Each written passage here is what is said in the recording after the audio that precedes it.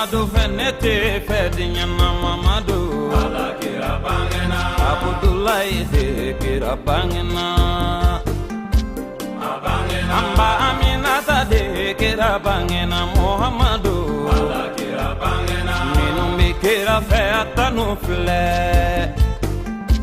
abangena makankalu de kira bangena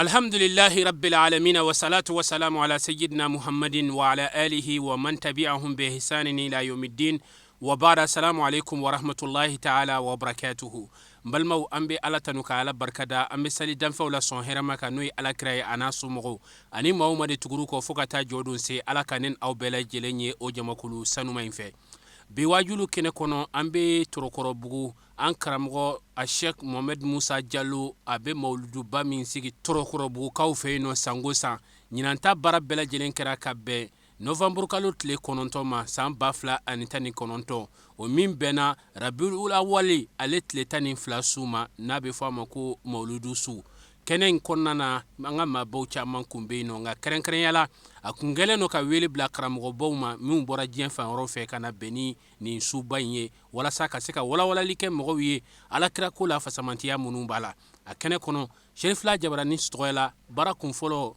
min sorolo la nga je ka nyama dawfe sallallahu alaihi wasallam eske ala ko qur'ane konnala ka fo fenduru be no o fenduru dan fento don eske o fenduru ayo fo namu إن الله يعلم إن الله عنده علم الساعة أقول لا هرد دومنا نعم ودوني بألا دبلو إسكي دان فنتو دون والله وينزل الغيث كسانجين سانجي بجين تقولوكا نعم وسبي ألا ده والله أبجين دومنا أبجين يومنا نعم أبجين كانتي مية مين بسكو دون وديتاي بلا جلي ويا ألا كلين سبحانه وتعالى والله سبي عليه ويعلم ما في الأرحام فمن بمسود سو كونالا نامو أتيانا مسويا كسبة على بودون نعم أبي دورة دون كفروكا كسبة أكونا كديوا أكونا مانديوا أكجانوا أكسروا نعم أجلن دوا أجلن توا كسبة تقطيكي دوا نعم تقطيكي توا دوني با دوا نعم دوني با توا نفلوتيكي دوا نعم نفلوتيكي توا كسبة أكفيد ديتاي بلا جيلي نعم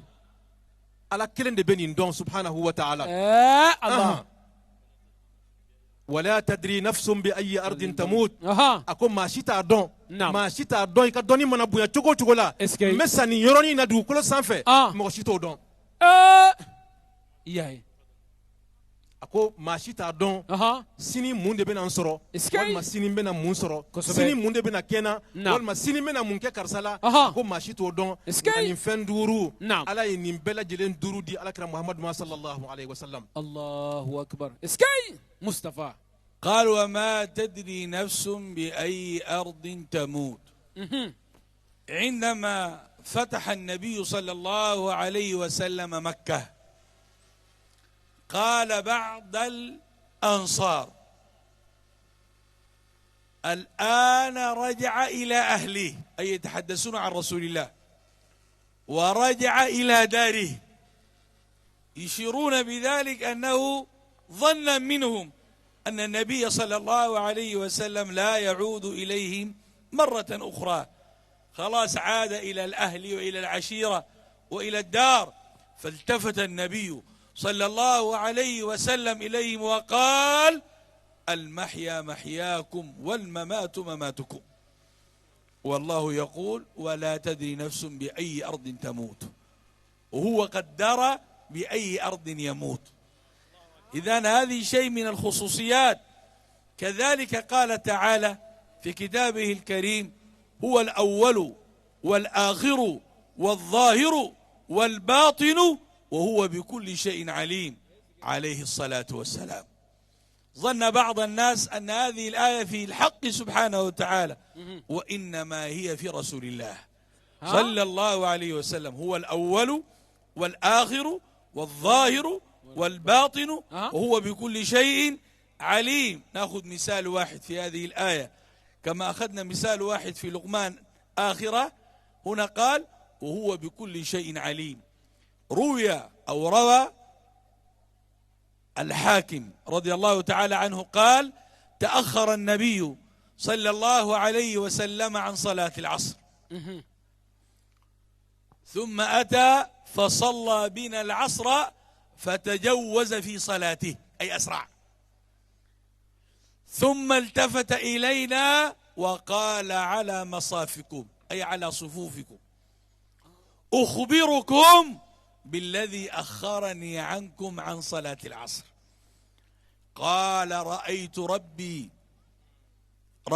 ربي في المنام فوضع يده على ظهري فوجدت برد أنامله على صدره فعلمت علم الأولين والآخرين وهو بكل شيء عليم، أو كما قال عليه الصلاة والسلام.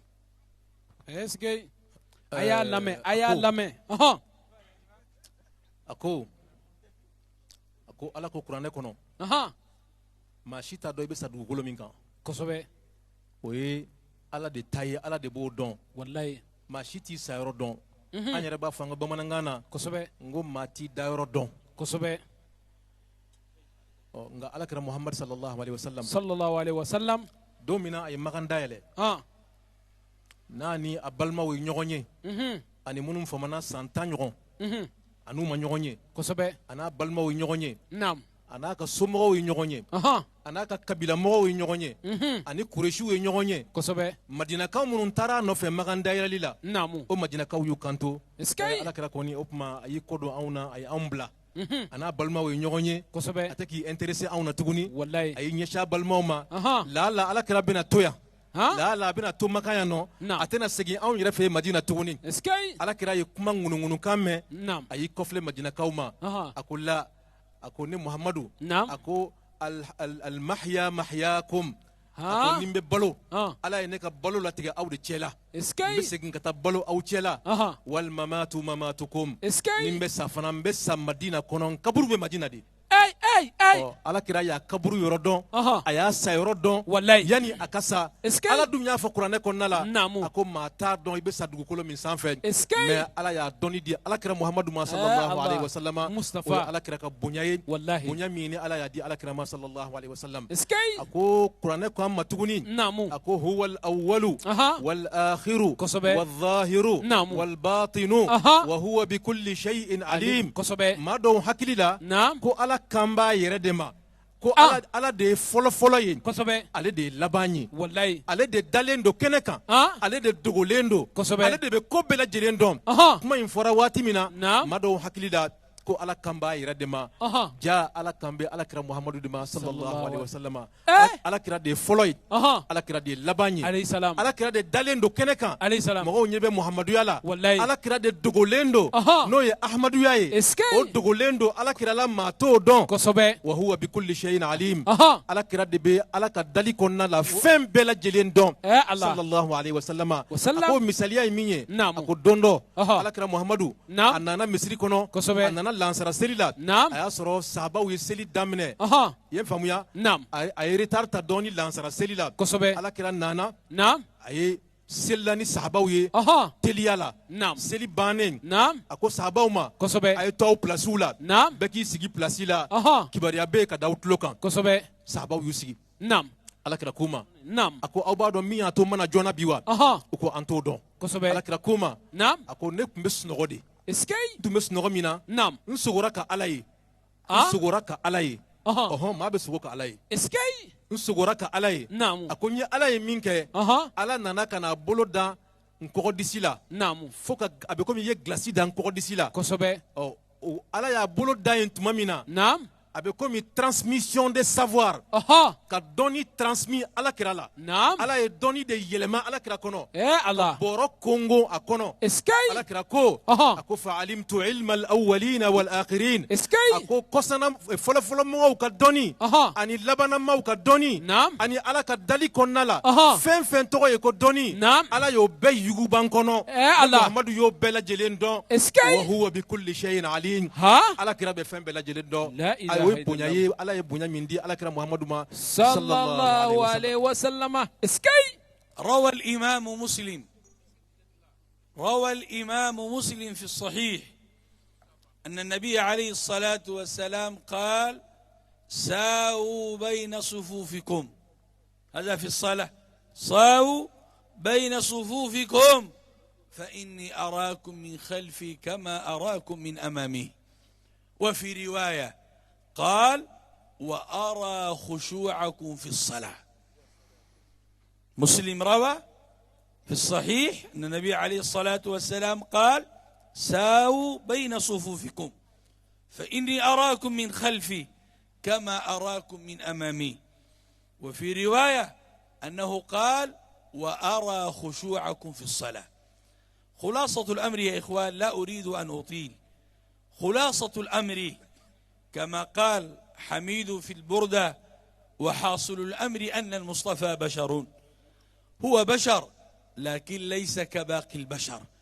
محمد بشر لا كالبشر بل هو كالياقوت بين الحجر.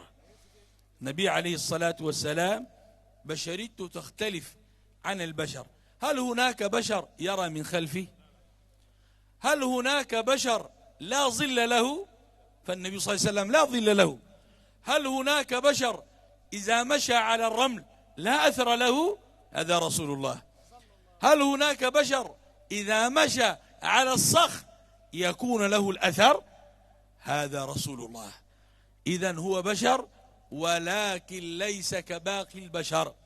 يا رسول الله يا خير البشر، يا إمام الدين، يا زين الخبر، يا جمال الحق، يا بدر الدجى، يا كنوز السر، يا روح الصور، يا بدور التم، يا بحر الندى، يا معاني الحق، يا سر الصور، يا نبي الأنبياء، يا سيدا حاز كل الفخر والمجد الأقر، يا سرور القلب في الدارين، يا ملجأ الغصاض، يا مجلي الكدر، يا غياثي، يا ملاذي، يا ولي أمرنا دنيا وفي يوم الشرر. قد وقفنا كلنا بالبابية سامعا سولي أيا خير الخيار. Moi mbeka famuya wa abeka min fola be famuya la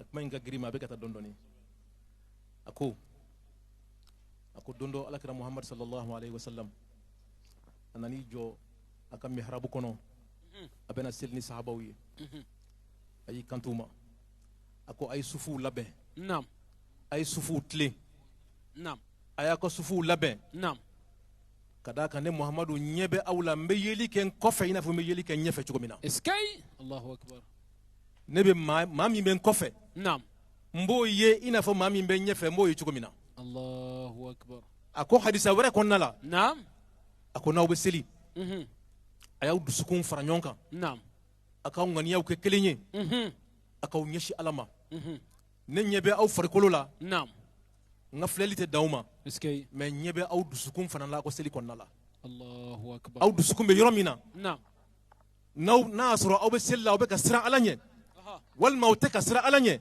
ne Muhammadu nyebe aw dusukun konnala okuma ayaw jo akaw dama kenye akaw ka nganiyaw ko kelenye akaw nyeshi alama kosobe ako ni mami yeni kuma njetemene kosobe ako alakira ako farikolo mafendo kosobe mogodo abe tama mogo de chela wallahi abe shi mogo chela kosobe ani mogo de be dumuni ke nyogon fe abe ta sugula wallahi abe na misiri la aka ko beni mogo ka ko ye kelenye sigatola nga alakira ni maute kelenye farikolo mafendo ani farikolo mafento ti kelenye sallallahu alaihi wasallam eskay yayi ako alakira sallallahu alaihi salatu wassalam farikolo mafendo mani farikolo mafen tawti kelenye sigatola wallahi ako aw ye ma jumenye aw ye farikolo mafen jumenye kab se ka kofela ye ina fa ba nyefela ye chogomina aw ye ma jumena amoye yaro ote maula de ayi aw ye farikolo mafen jumenye na be tama chenchena kosobe na be tama bogola ita se noye chenchena ita se noye bogola aw ye ma jumena amoye aw ye ma jumenye na be tama faraka na ya senda faraka asembe nobo farala ala aw ye ma jumena amoye aw ye ma jumenye na be tama la le korola la kosobe ka foko jata la wallahi le tse ka jata na be lumière korola la jata la wallahi aw ye ma jumena aw yo farikolo mafɛn jumɛn Est-ce que- o tuma alakira ye farikolo mafɛn ye Wallahi. ani farikolo mafɛn tɔw tɛ kelen ye Allah. a ko don dɔ an ba Aisha Naam. Aisha ye a ka juru Kosɛbɛ. a b'a kun siri ni juru min ye Naamu. a y'o juru dɔ de ta Naam. k'a ka da siri n'a ye Ɔhɔ. k'a ka da siri n'a ye Kosɛbɛ. pour que ni maa donna so kɔnɔ Naam. o tigi kana se ka don f'a ka juru in tigɛ Ɔhɔn. n'a ye juru in tigɛ Naam. ale bɛ bɔ a kalama ko maa donna so kɔnɔna la Kosɛbɛ. a ko alakira nana sallallahu alaihi wasallama Allah. ka tɛmɛ juru la I ko cogo di? juru ma tigɛ Ah. alakira tɛmɛna Ɔhɔn. ka bɔ kɛnɛ ma ka Ɔhɔn. bɔ so kɔnɔna la Allah. Aisha m'a dɔn ko maa donna sallallahu alaihi wasallama Allah. Atakbir. Allah ya wani su dia go farifoni. Atakbir. Iskay. Ashir طيب. أحببت فقط هذا الموضوع وإن كان غريبا على كثير من الناس، ولكن كل الناس يتكلمون في المولد عن سيرته وعن بشريته، فأحببت أن ألفت الأنظار والعقول إلى البحث عن شيء من حقيقته عليه الصلاة والسلام. وأقول إن كان هذه شيء من حقيقة رسول الله صلى الله عليه وسلم، كذلك الذين ورثوا رسول الله صلى الله عليه وسلم لهم شيء من هذه الحقيقة. الصديق رضي الله تعالى عنه سيدنا أبو بكر قبل أن يتوفاه الله أراد أن يوصي بنته السيدة عائشة، وقسم شيء من ميراثه، قال اعطوا فلان وفلانة كذا وكذا، فسمى جارية امرأة بنت باسمها، فقالت عائشة يا أبتي ليس لنا أخت بهذا الاسم، فقال وكانت له امرأة حبلى، قال إني أراها جارية، إني أراها جارية. وهذا في زماننا هذا في الزمن العولمة يسموه الموجات الصوتية. الطبيب بالموجات الصوتية يكشف على المرأة فيقول هو ذكر أم أنثى، والصديق بنور الله رأى أنها أنثى أم ذكر. سيدنا بلال، وبهذا نختم، سيدنا بلال رضي الله تعالى عنه عندما أدركته الوفاة كانت زوجته بجواره، فصاحت قالت وكرباه، فقال يا امرأة لا تقولي وكرباه بل قولي وطرباه، غدا نلقى الأحبة محمدا وصحبه. الله أسأل أن يجمع بيننا وبين رسول الله صلى الله عليه وسلم. اللهم صل على سيدنا محمد الذي رائحته مسك وند وورد وعنبر وكافور، وريقه شفاء لكل عليلة ومعلول. صلاة تشوقنا إليه وتهيمنا عليه، صل اللهم عليه كما تحب أن يصلى ويسلم عليه. اللهم أفننا في محبته وعشقه، واسقنا من كاسات خمرته، وحينا على اتباع سنته، وأمتنا على ملته، واجعلنا اللهم من رفقائه، وشفعه فينا كما يحب أن يشفع فينا. اللهم أبلغ روح سيدنا محمد منا تحية وسلامة. اللهم أبلغ روح سيدنا محمد منا تحية وسلامة. نسألك اللهم أن تبارك في الإمام محمد جالو وفي أبنائه وأحبابه وتلاميذه ومحبيه ومريديه وكل من كان له سهم في هذا الاحتفال. اللهم بارك له واخلف عليه، واجعل له الخير والبركة، واجعل هذه البلدة مالي سلام أمان يا رب العالمين، اجعلها خير بلاد الأرض يا رب العالمين، واجعلنا إخوان متحابين متذاورين في الله تعالى. هذا وصلى الله على سيدنا محمد النبي الأمي وعلى آله وصحبه وسلم. بارك الله فيكم.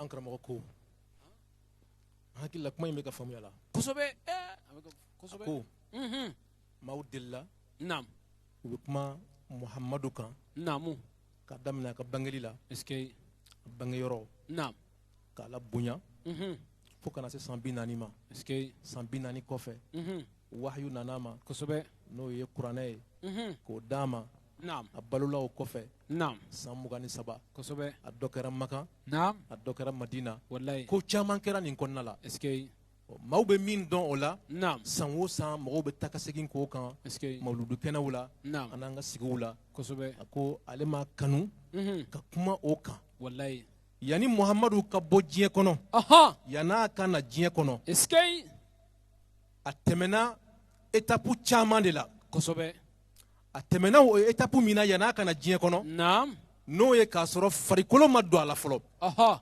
a ni gansan ale y'a lajɛ ka kuma o de kan a ka bisigi kɔnɔna la ka kuma Ahmaduya kan o de bɛ wele ko Ahmadu Alakira tɔgɔ 2 b'a la a dugukolo kan tɔgɔ o ye Muhamadu ye yan'a ka na dugukolo sanfɛ yan'a ka bange tɔgɔ min b'a la n'o y'a ni Ala cɛ ye o de bɛ wele ko Ahmadu o Ahmaduya o tun bɛ cogo jumɛn na an karamɔgɔ kumana a ye dɔ fɔ o de kan Alakira tun bɛ cogo jumɛn yan'a ka na diɲɛ kɔnɔ sallallahu alaihi wasallam a kumana o de kan a ko Alakira Ala ye ko caman d'a ma Ala ye dɔnniw d'a ma Ala ye jɔyɔrɔw d'a ma o jɔyɔrɔ ninnu n'i y'a ka maaya lajɛ k'a fɔ ko Ala bɛ nin di mɔgɔ gansan ma i b'a fɔ k'o tɛ tiɲɛ ye o tuma Alakira tɛ maa gansan ye Alakira ye maa ye mais maa gansan tɛ Ala ka maa latɔmɔlen don Ala ye fɛn d'a ma Ala ma min di danfɛn tɔw ma sallallahu alaihi wasallam a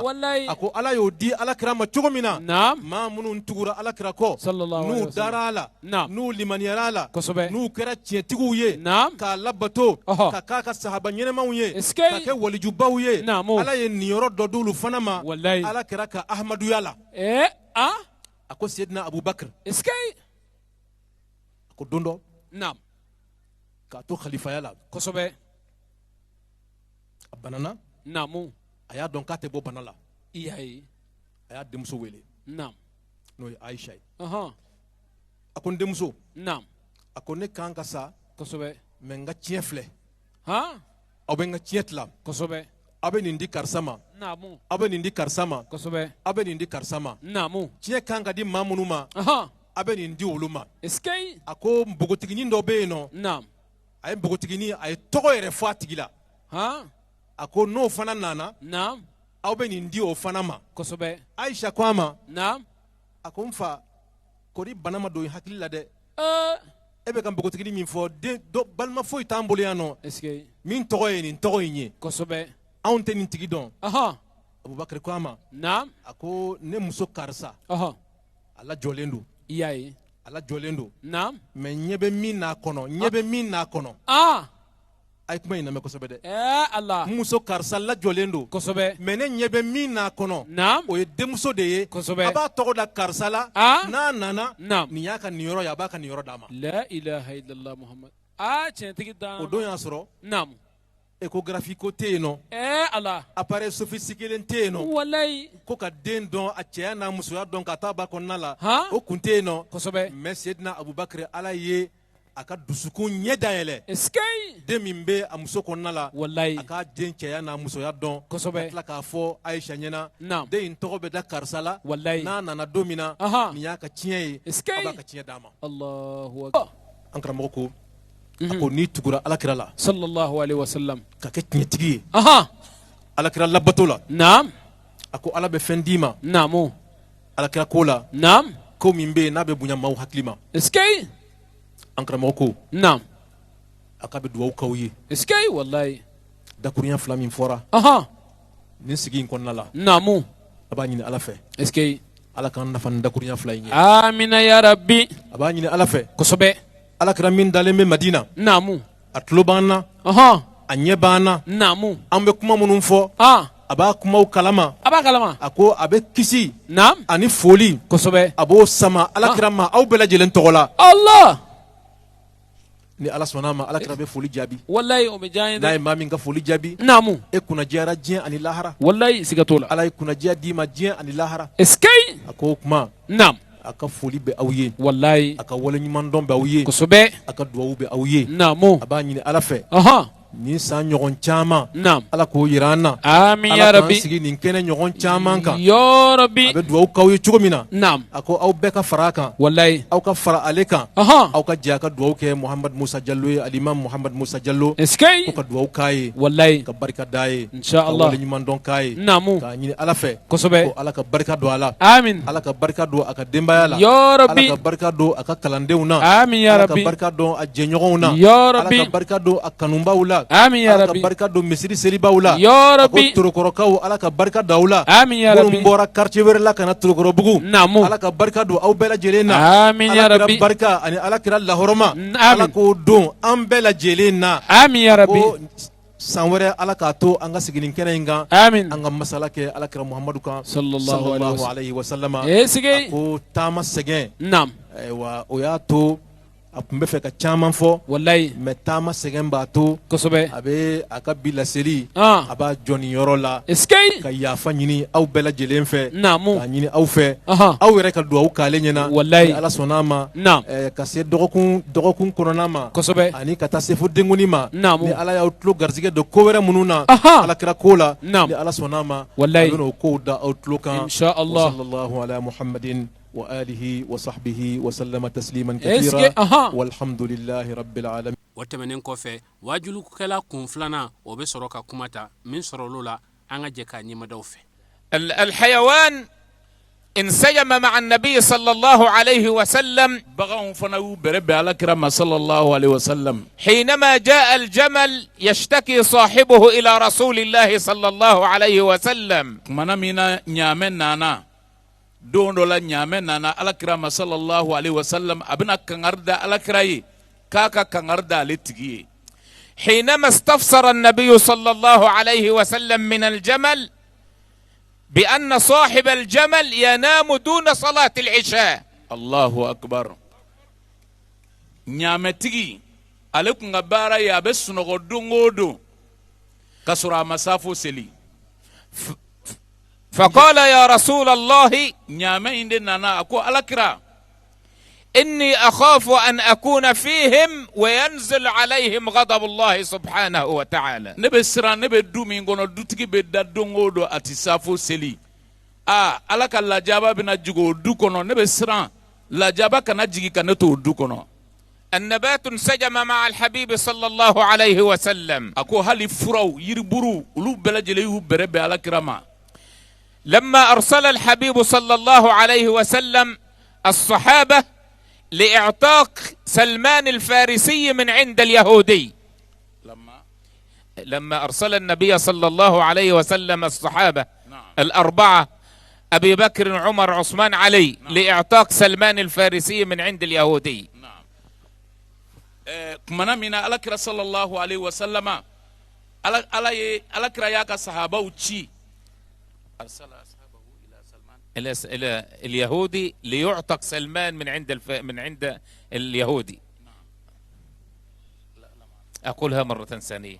النبي صلى الله عليه وسلم أرسل أبي بكر عمر عثمان علي لإعتاق سلمان الفارسي ليعتق سلمان الفارسي من عند اليهودي لأنه كان عبد. أيوة أفهم يا رسيزان كو ألكرا صحابة وشي كتا يهوديا كي يورو أبي فوكا سلمان الفارسي وكو يجون دو برسيكا دور كندو أكمل فوكا بو جونيالا أبي يهوديا ميمبولو وكا دي ألكرا صلى الله عليه وسلم. قال لا أعتقه حتى يغرس لي 100 نخلة ويظل يسقيهم حتى يثمروا. أكا باترونكو نيجيفو دي Alakira ni be fenga Salman al kan Farisi kan horonya condition kele abe yirju keme tamaro sun keme abo turune na e tamaro sun keme in turunye abe jidu mafuga korobaya o isancha mayede o kumala no korobaya domina mba kan horonya abe bonga jonyala. فجاء الحبيب صلى الله عليه وسلم وغرس 99 نخلة فأثمروا في الوقت الذي غرسهم فيه رسول الله صلى الله عليه وسلم. الله أكبر. abeka alakira ka kabako de fo anya alakira ka desena ko mesegin kisa in damaneka ako alakira Salman al-Farisi kunye jonde amatigi kunye yahudiya doye adone islamia la alakira be fe akabo jonya la alakira ya ka sahaba banani ci ay ta fo yahudiya kay kono ko Salman al-Farisi ne terido slamedo aka nyama ka dama ka bo jonya la yahudiya kay ko ako alakira abe bo jonya la ni sharti kelen o sharti kelen jumenye nyamesun keme ako turu ne aka nyamesun keme aka jidama faka korobaya atoko tamarosun keme ako turunye tamarosun keme fana aka jidama faka korobaya alakira bina munke sallallahu alaihi wasallam alakira tara o yoro bela jilina kata tamaro ju bi kononto turu kai jo ka duau ka kuna doro abekera tamaru belebele awulla ka jo ne alakira ka duau barkai sallallahu alaihi wasallam.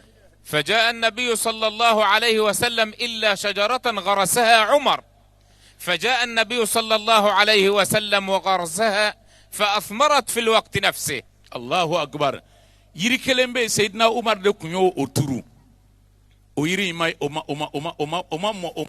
oma gria oma wuli na foto alakira ta wulla alakira yo bo aklala ka turuna bolo barkamaye ka duwa kala o robela jilena o refana wulla ka falen ka ke yiri belebele iba foko atamaro isanke mede soro. انسجام الجماد والحجر وكل شيء مع النبي صلى الله عليه وسلم. ako ni watiko kunte ni fɛnw adamadenw baganw date fɛn minnu fɛ gabakuru nin bɛɛ y'i bɛrɛ bɛn ka ko dɔ kɛ ni alakira Muhammad sallallahu alaihi wasallama a kun b'a da don nin kelen kelen bɛɛ lajɛlen na k'o dɔw walawala an ye. يقول علي ابن أبي طالب علي سيدنا علي b'a lakala an ye. كنت أمشي مع الحبيب صلى الله عليه وسلم وكان لا يمر على حجر أو شجر أو يابس إلا ويسلم على النبي صلى الله عليه وسلم وكنت أسمع ذلك. الله أكبر. سيدنا عمر كو أكو نني على كرانانك متم مدينة بولون في أكو أنك متم غباكورون دوبي نيرتلو دبامي على كراتتم أولولا أبدا يرو بي غباكورون بي على كراتتم أولولا أبدا فو على كراتم تولا وكافو السلام عليك يا رسول الله فولي بي يا محمد صلى الله عليه وسلم. انسجام الهواء مع الحبيب صلى الله عليه وسلم. أكو هل فيو ولو برب على كرام صلى الله عليه وسلم. كان صلى الله عليه وسلم لا يمشي في طريق ولا يراه فيه أحد ويأتي بعد خلفه من يمشي في هذا الطريق إلا ويعلم بأن رسول الله صلى الله عليه وسلم قد سلك هذا الطريق. ko alakira ka kabako do kun jumenye ne alakira kun temena sira wo sira fe alakira mana teme kare wo kare fe mauma mana teme o kofe o tle kono walma o tle dama kono ina don koni alakira teme no fe walma akasa duman fe ina do ko alakira teme nani yoro la sallallahu alaihi wasallam.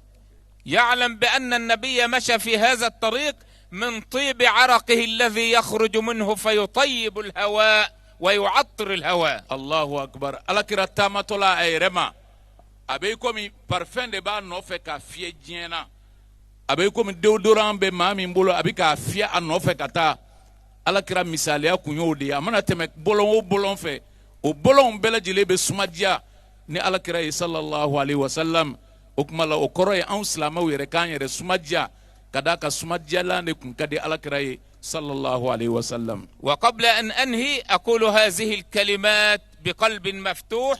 أكثروا من الصلاة على حبيب محمد صلى الله عليه وسلم. كوينا لك كما داتكو أبنا كما كان دما بي أبنا وفو أوي وكما كان دما جمعي أباني أوفي بسوبينا بمولود سوبينا على كرا بانجلي سوبينا أي سيلي شايا على كرا محمد صلى الله عليه وسلم. لأن النبي صلى الله عليه وسلم كان في المسجد ودخل أعرابي والنبي يقول للصحابة وعظا وإرشاد. وعظا وإرشاد يعظ الصحابة.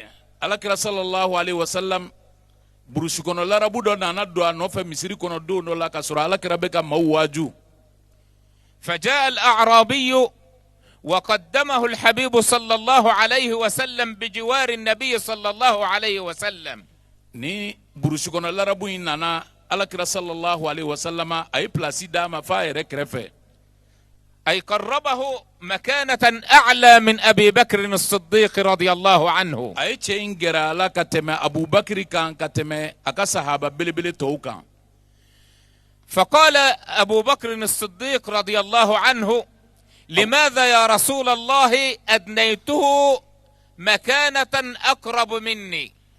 أبو بكر كليارا أكو على كرا نما نفهمو ده نمي تركي ibe ni dunai ibo gere ila plasi minga bonine Bubakar taiwa. قال النبي صلى الله عليه وسلم: هو يصلي علي أكثر منك يا أبا بكر. الله أكبر. وكالي على كراكواما أكو بكر نيا يتشين جرلاني لك تميكا كداكا نينشين بسلي منكنكا وكاتشا كتمي أبو بكر تاكا ode la mami nga seli kachane ala kira ka sallallahu alaihi wasallam ode ka surune ala kira la alqiyama kateme ma to bela jireka. فقال أبو بكر الصديق: أنا أكثر من الصلاة عليك يا حبيب الله. فقال: هو يصلي علي أكثر منك يا أبا بكر. وكالي أبو بكر قو ala kira okmalane ala sonama abina ke concurrence nifana bina seli chaya ala kira Muhammad ka sallallahu alaihi wasallam mina ngabara beke seli ala kira ko Abubakar obeseka nya me ame bi min konna ninga seli kacha ne ala kira ka kateme itakan. فقال أبو بكر للنبي صلى الله عليه وسلم: وماذا يقول في الصلاة عليك يا رسول الله؟ ala kira ko Abubakar ko ala kira ma iko ko che nga seli kacha ala kira kan kateme ne kan aka seli kona abe munde fo. فقال صلى الله عليه وسلم يقول في الصلاة عليه: اللهم صل على محمد بعدد من صلى عليه. الله أكبر. أكو على كراكو أبو بكر ما تشينغا سيلي لا أبافو على سيلي على كراكا ما كجاتلا ما منا سيلي على كراكا ولوبا كجاتي منا على نتاشين كلي يكو أكو جاتلا. وصل على محمد بعدد من لم يصلي عليه. ala ma doni kuma imbe famia mauma be sele ala kiraka ulu bebe sela ka hakamina ala o nyogonga ka nekelen togola wa ala ikakla ka sele ala kiraka mauma te sele ala kiraka jena o nomru eminye iko ke sele ko ke ala kiraka sallallahu alaihi wasallam. وصل على محمد صلى الله عليه وسلم كما تحب أن يصلى عليه. wa ala ibe min farauka ere ala ba kanu mau ka seli ala kira kan coga mina de ala salatu do ke ala kira kan neye o cogoya la. فأشرك أجناس الكون كلها بالصلاة على رسول الله صلى الله عليه وسلم. ale kan kuma kele in kama diɲɛ yɔrɔ bɛɛ lajɛlen bɛ yele bɔ ni seli ye ala kira Muhammad ka sallallahu alaihi wasallam. فقال أبو بكر: والذي بعثك بالحق نبيا يا رسول الله إنه أبو بكر كو أكو من كلمة سلام مين على كراكا أكان نبي يوماني مين يتشينكا إنه يصلي عليك أكثر مني. والله تشينغا سيليكا تشاكا تمني أبو بكر تاكا. فاللهم اجعلنا من الذين يحبون رسول الله. كالبي على دلينني أوي أمونو بين كنكا على كأنك مويه منو بي على كرافة. ونكثر من الصلاة على رسول الله لأن الله يصلي عليه. أنا كم ودوي منهم بسيلي شايا على كراكا كداكا على يرب بسيلي على كرا محمد صلى الله. والملائكة تصلي عليه. ملكوا يرب بسيلي على كراكا صلى الله عليه وسلم. والمؤمنون يصلون عليه. مؤمنون يرب بسيلي على كراكا صلى الله عليه وسلم. إن الله وملائكته يصلون على النبي يا أيها الذين آمنوا صلوا عليه وسلموا تسليما. ودي كما لكو على ناكا ملكو ولو بسيلا على كرام محمد كان وكمالا او منو يمؤمنو يي اي رفنا كسيلي على كرام محمد كان اكا كيسي نيما چامان كي k'o ɲini ala fɛ ala k'o kɛ alakira ka sallallahu alaihi wasallam. نرفع كف ضراعتنا إلى ربنا سبحانه أن يغمس an b'an bolo kɔrɔta ka ala wele a y'a fɔ amina. أن ينزل علينا الرحمات يا رب آمين. وأن ينزل علينا السحائب آمين. سحائب الرحمات علينا يا رب آمين. ala ka fiɲɛ hinɛ kabasenw ala k'o caman jigi an kan. اللهم كما ألنت الحديد لداود ألن قلوبنا لطاعتك.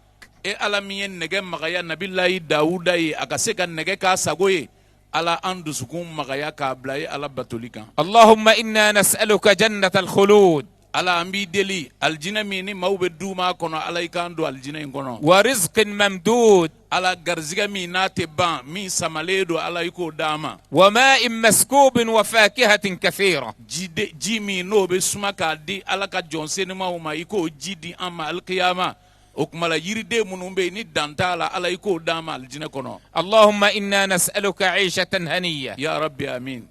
وميتة سوية. آمين. ومرضا غير مخز ولا فاضح. يا ربي آمين. اللهم أعد علينا هذه الذكرى بالخير واليمن والبركات إنك يا ربنا سميع قريب مجيب الدعوات. وصلى اللهم على سيدنا محمد وعلى آله وصحبه وسلم. سبحان ربك رب العزة عما يصفون وسلام على المرسلين والحمد لله رب العالمين.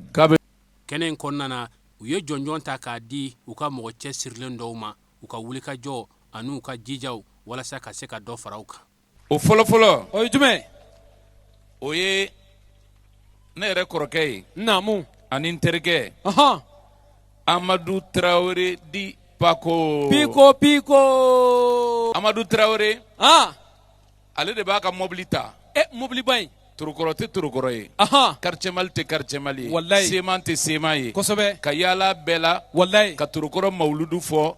maaw ye. Wallahi. bɛɛ ka bɔ a kalama. est-ce que. mun m'a mɛn télé fɛ. Wallahi. min m'a mɛn arajo fɛ. o k'a mɛn k'a dɔn min bɛ yan. Wallahi. an ka duwawu bɛ Pako ye. Wallahi. organisateurs ko. ko ka diplôme de reconnaissance d'a ma. kosɛbɛ. an ka dunanba in y'o d'ale ma inshallah. est-ce que. an ka cɛkɔrɔba dɔ tun bɛ quartier in kɔnɔ yan ala y'a mini ji dɔgɔya. naamu. n'o ye Buwa Zumana Kamara ye. est-ce que. Gawusu Kamara min bɛ ci lase bi a fa. Buwa Zumana Kamara. naamu. a ɲamakala min bɛ yen. n'a ye fantanw. naamu. ani faamaw. k'a bɛɛ kɛ kelen ye. kosɛbɛ. ka alimamiw. naamu. ani mɔgɔ wɛrɛw. k'a bɛɛ minɛ n'a sogo n'a a jeli ye. kosɛbɛ. o de ye Buwa Zumana Kamara ye. est-ce que. an miiri bɛ taa fana la su in na. Wallahi. ka nin diplôme nin d'a ma. naamu. k'a yira an ka dugawudenw b'a ye. Wallahi. a denkɛ Gawusu Kamara. kosɛbɛ. o bɛ yɛlɛn k'a ka diplôme minɛ cɛkɔrɔba tɔgɔ la. unzuru ani kamarala bɛɛ tɔgɔ la. unzuru bu nuzuru. ala ka hinɛ se cɛkɔrɔba ma. ya rabbi. Silamɛw. naamu. an ɲɛ b'an ka affiches nɔrɔlen na. n'i taara lycée de Badla kulu sanfɛ i bɛ affiche sɔrɔ yen. i b'a sɔrɔ yen. n'i taara Ponge i b'a sɔrɔ yen. Wallahi. n'i taara ENA da la i b'a sɔrɔ yen. kosɛbɛ. n'i taara Dawudabugu i b'a sɔrɔ yen. naamu. n'i taara Sabalibugu i b'a sɔrɔ yen. n'i taara Ɲamana i b'a sɔrɔ yen. Wallahi. o bɛɛ sɔrɔla maa min sababu la. o de ye Amadi Sise di Bebe.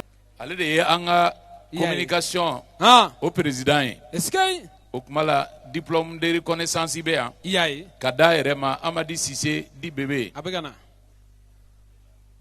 masha Allah. Atakbir. masha Allah. silamɛw n'o tɛmɛna. silamɛ ye waliɲumandɔn diinɛ ye. o don dɛ. an dɔgɔnin dɔ bɛ yan. naamu. depuis mawuludu ma se nin ma. maa minnu bɛ mawuludu kɛnɛ sigi. Wallahi. ka tila k'a foni. maa min b'a doniw ta. kosɛbɛ. k'a chaises ta. a yɛrɛ ka katakatanin na. naamu. wari tɛ bɔ a la. Wallahi. o de ye an balimakɛ Dawuda Sidibe. est-ce que. Dawuda Sidibe misiri maaw ko k'a waleɲuman dɔn. est-ce que. ka diplôme de reconnaissance d'a yɛrɛ ma. i y'a ye sa. silamɛw n'o tɛmɛna.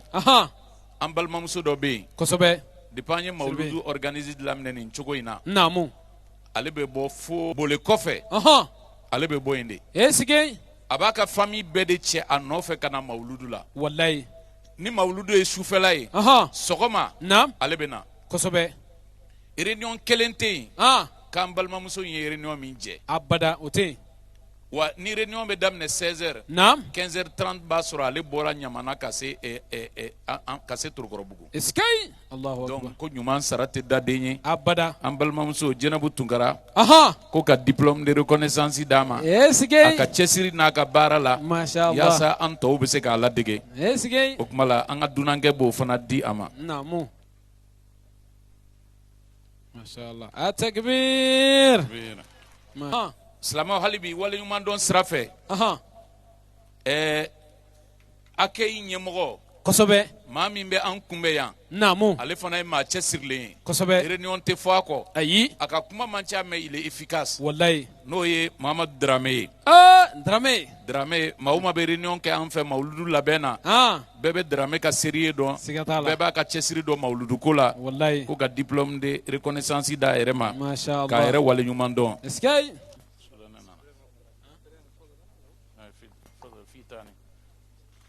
ayiwa ko cɛba bɛ yɔrɔ o yɔrɔ musoba bɛ yen musoba bɛ yen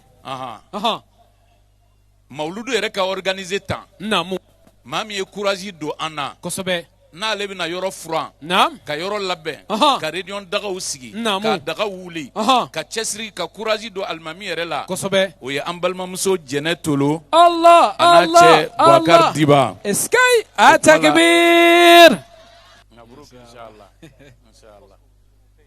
Ala k'a kɛ hɛrɛ ye mais an ye réunion daminɛ nin y'a kalo 3 ye kosɛbɛ polisiw sera yan wula in na 18h waati wallahi mais anw yɛrɛ k'an sécuriser naam an ka baara daminɛ la ka stratégies dilan an ye fo k'a se bi ma kosɛbɛ sécurité kan ka kɛ cogoya min na o ye an yɛrɛ ka polisikɛ an'an denkɛ n'o ye Mamadu Seba Sogore donc Sogore a ka polisi bɛɛ tɔgɔ la kosɛbɛ ka diplôme de reconnaissance di Sogore ma kosɛbɛ Sogore ani baraji Ala k'i sara ya rabbi alhamdulillah silamɛw an denmuso dɔ fana bɛ yen naamu mawuludu ko in na ale cɛsirila fo k'a dama tɛmɛ o ye Wuri Janɛ Ala ka barika an ka président Isa Gindo Allah eskay président mawuludu depuis don min na an y'a décidé ka mawuludu di quartier ma kosɛbɛ an ye dugutigi wele k'a f'a ye wallahi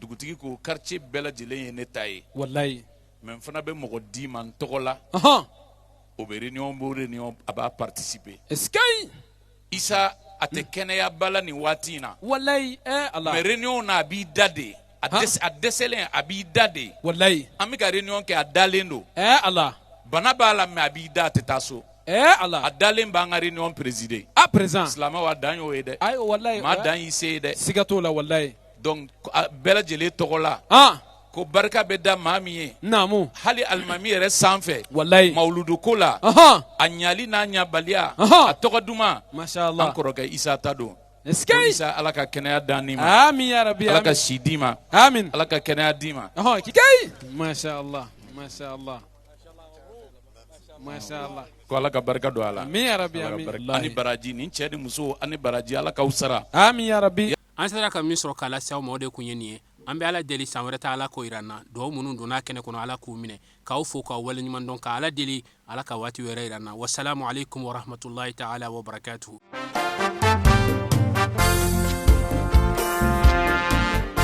maa min bɛ kira fɛ ne b'o fɛ ni tɛ Mamadu fɛ ne tɛ fɛ diɲɛna Mamadu Ala kira bangena Abudulayi de kira bangena Amba Aminata de kira bangena Muhammadu Ala kira bangena minnu bɛ kira fɛ a tanu filɛ Makankalu denkɛ kira bangena